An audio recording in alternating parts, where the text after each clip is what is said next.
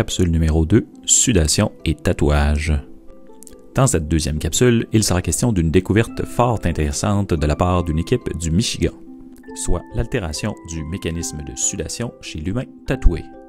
Bien que la pratique du tatouage soit relativement ancienne, son omniprésence corporelle est de plus en plus évidente.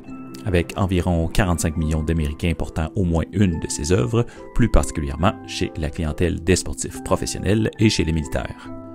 En fait, pour être concret et bref, tatouer une personne, c'est utiliser des aiguilles pour administrer de 50 à 3000 fois par minute de l'encre dans la région du derme, cette dernière abritant la plupart des organes annexes de la peau, dont les glandes sudoripares.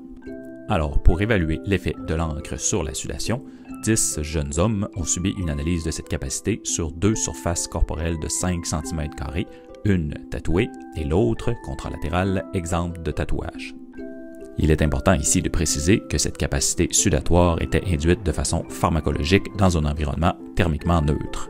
Ainsi, le protocole consistait en l'administration pendant 5 minutes de pilocarpine à l'aide d'un timbre transdermique circulaire, ce produit étant couramment utilisé pour induire localement une sudation à usage diagnostique. Suite à ce traitement pharmacologique, la sueur fut alors récoltée sur la même surface à l'aide d'un autre dispositif pour analyser son volume et sa composition en sodium.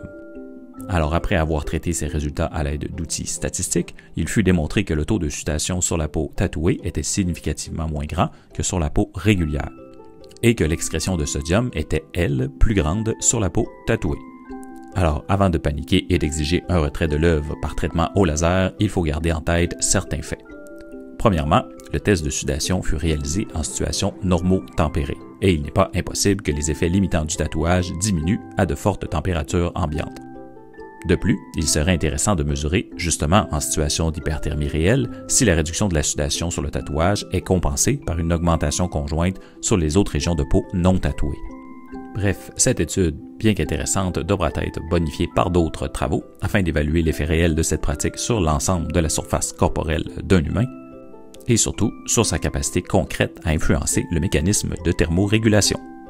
Comme d'habitude, je vous invite à vous faire votre propre idée en consultant le papier original et à suivre mes diverses publications sur les réseaux sociaux.